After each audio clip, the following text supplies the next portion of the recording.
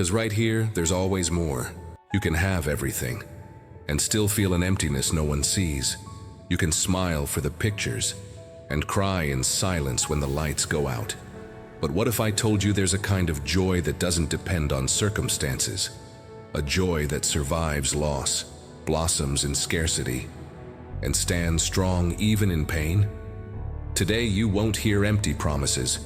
You'll discover where that joy truly lives. And maybe, for the first time in a long time, you'll feel something begin to light up inside you.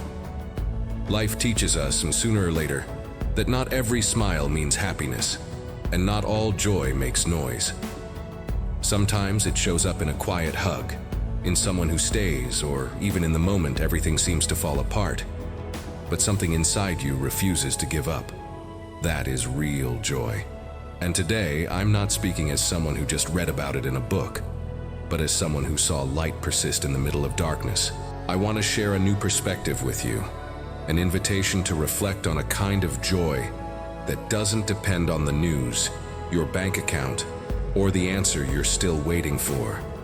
This is a joy that begins in the spirit and blooms in the soul, the joy that comes from God. Maybe you're hearing this at a moment when everything feels lost. Maybe you smiled for the world today but cried on the inside. And even if no one noticed, you felt the absence of something you can't even name. That's exactly where this message needs to land. That emptiness might be the very space where God's joy wants to dwell. Not the shallow kind of happiness the world wraps in pretty packaging, but the kind that remains even when everything else changes. A joy that doesn't need permission to exist because it's rooted in connection, not conditions. And that connection is the presence of God. It's strange how we fill our days with distractions, goals, and achievements, yet forget that real joy was never about what we get, but about what we give. True joy multiplies when it's shared, strengthens when it's lived in community, and becomes healing when it's anchored in purpose. People who live only for themselves soon discover the emptiness of all for me. But those who live for something greater find an endless source of meaning. And where there is meaning, joy is born. Because there's nothing more powerful than waking up and knowing your life matters. Your pain isn't invisible, and your existence is part of something eternal. Many of us were taught to see God as a stern judge, distant, watching our failures with a clipboard in hand. But the Bible paints a different picture, a God who sings over us, who rejoices with us, who calls us his children and invites us to dance, even with a broken heart. A God who delights in seeing us grow, heal, and come home. And if the Creator himself celebrates us, what's stopping us from living a life filled with that same joy? This joy is available. It doesn't require a diploma or a flawless performance. It begins the moment you realize you don't have to walk alone anymore. That there's a God who wants to be part of your daily life, your struggles, your victories, your in-betweens. And even when everything around you says otherwise, you can still find fullness in the middle of a desert. Because God's joy doesn't need a beautiful setting. It creates beauty in the chaos. It's a spiritual decision, not a fleeting emotion. And once you taste it, everything changes. You no longer wait for the storm to pass in order to smile. You learn to smile through it. And that's freedom. There's something deeply freeing about realizing you don't have to pretend to be okay to be loved by God. He's not waiting for you to hide your scars. In fact, it's often through those very scars that he pours out his deepest healing. True joy doesn't begin when everything is fixed. It begins when you understand that even in the mess, you can still live in peace. And that peace isn't just a feeling, it's a presence. When Jesus steps in, the chaos outside may still exist, but it no longer holds the same power over your heart. That's where joy begins, not in changing circumstances, but in the certainty that you're no longer fighting alone. Even when everything around you feels like it's trying to bury you, God is still digging deep, planting an invisible root inside of you, strong, steady, filled with purpose. Have you noticed that the most radiant people aren't always the ones with perfect lives, but the ones who chose to rise again after every fall? True joy is born from that choice. It's not a shallow laugh. It's a deep conviction. A quiet yes, spoken in the dark, trusting that light will come.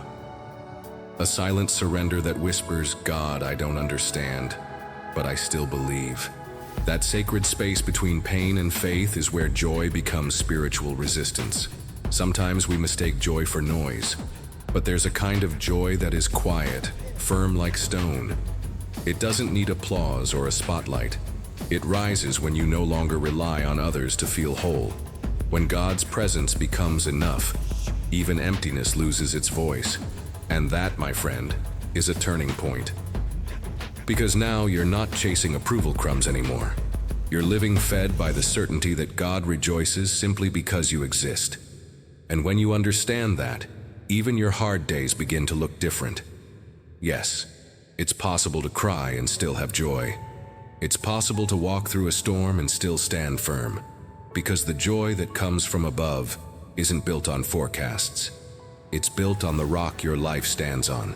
When the world says joy only exists on sunny days, God reminds you, even seeds need darkness to grow. Maybe your soul is germinating now, hidden, quiet, watered by tears, but still alive, still full of promise, still ready to bloom. Some days, just getting out of bed is an act of bravery. No one sees it, but God does.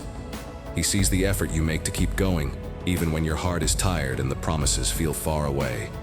It's in those moments that true joy proves its strength. Because it doesn't come from what's happening around you. It comes from what's been settled inside. I am loved, even now. I am seen, even here. And that conviction is what carries you when everything else falls apart. God never promised a storm-free life, but He promised His presence. And where He is, even the valley of the shadow of death becomes holy ground. True joy doesn't deny pain. It rises in spite of it. Scripture shows us a God who sings, who rejoices with us, who celebrates every tiny step we take toward Him. Maybe that's what moves us the most, knowing that even on our worst days, heaven throws a party because of us. This isn't religion.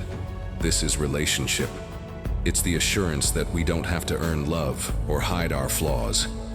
God isn't waiting for your strongest version to begin working in you. He meets you exactly where you are, just as you are. And that changes everything. Because when we know we're unconditionally loved, our soul finally rests. And in that rest, joy begins to grow. Have you noticed that in every defining moment of the Christian life, salvation, forgiveness, restoration, joy is always there? That's not a coincidence. Joy is God's signature on every quiet miracle. It's the trace He leaves behind when He moves. When Jesus healed, transformed, or restored, joy followed.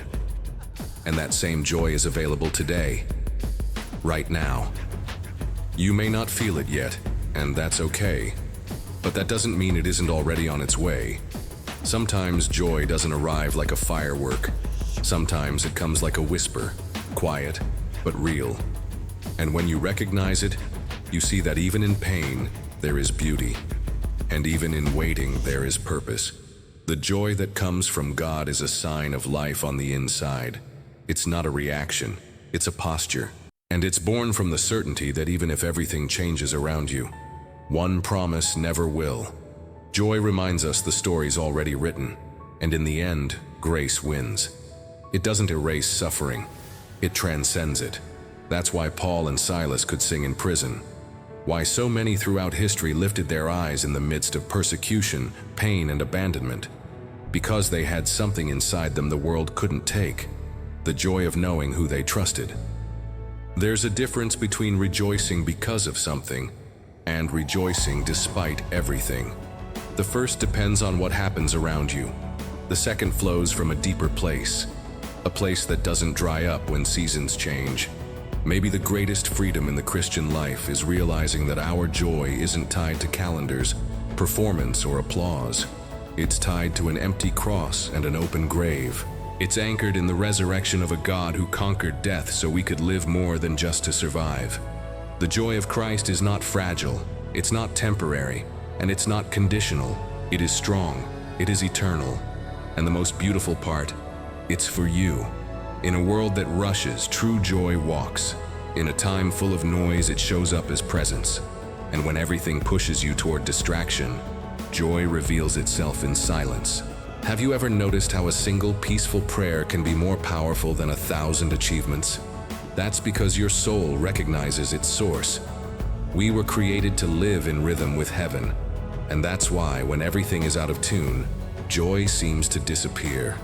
Not because it's gone, but because we disconnected from its origin. And reconnecting is easier than it seems. A whisper, a pause, a decision to return. You can start over right now. You don't have to wait until you feel ready. Joy doesn't require a perfect scene. It asks for surrender. Maybe you've been afraid that letting go means everything will fall apart. But what if letting go is exactly where your healing begins? What if the joy you've been looking for is hiding in the very place where you said, "I can't do this anymore"? God often hides miracles in the places that hurt the most. And many times, what you call the end, He calls the beginning. Starting over with God is rewriting your story with ink invisible to the world, but eternal to heaven. And here's something we can't forget. Joy is contagious. It spreads like a spark, even without words. When you choose to be a vessel of joy, even in your struggles, you become someone else's answered prayer. You may never know it, but your smile through the grief, your hope during the wait, your faithfulness in the chaos, it's inspiring someone not to give up. Your life, lived with true joy, might be the miracle someone else has been asking God for. So don't underestimate the power of staying connected to heaven. Your light matters, and even when you don't feel it, God is using you to light someone else's way. If you made it this far, it's not by chance. There's a silent calling, a divine whisper, that brought you here today. Maybe this was exactly what your soul needed to hear. That you can still be joyful. That God's joy isn't a reward for the strong, but a gift for the surrendered. That even with scars, fears, and painful memories, there's still room inside of you to bloom. There is still purpose in your breath. There is still a joy no one can steal from you. And it's not far. It's already been looking for you. Now all you have to do is open the door. And here's the most beautiful part. You don't have to chase joy like something always out of reach. Today, you can rest knowing that joy can find you. Even when nothing changes outside, something has already shifted within you. And that's where it begins, in the quiet, sacred space no one sees, but heaven celebrates. Because when God becomes your center, everything else falls into place. Even your pain becomes part of a bigger story, not the end of it. With God, even what once broke you can become a testimony. And where there's testimony, there's hope. And where there's hope, joy will follow. Maybe for the first time in a long time, you're feeling peace. That quiet kind. The kind that doesn't make noise but calms everything inside. Don't rush. Stay here. Let yourself feel it. Let yourself begin again. And if the coming days feel the same on the outside, remember what's changed inside of you today. Because transformation always begins in places only God sees. And while the world tries to shape you from the outside, the Holy Spirit is shaping you from the inside. Silently, but powerfully. And that process is holy. Remember this. You are not alone. There's a quiet community of hearts just like yours, choosing not to give up, choosing to believe again. And here in this space you belong. A refuge of faith, a home of truth, a place to breathe again. Here, you'll always find more life, more healing, more joy. And as you come back again and again, you'll find more of yourself and far more of God. So take a deep breath, let it sink in, and never forget, the joy of the Lord is your strength. Not because you're perfect, but because He is. Not because everything went right, but because He already wrote an ending where grace wins. Until then, let this joy keep surrounding you. Let this message echo inside your soul. And may your heart, lighter now, long to return.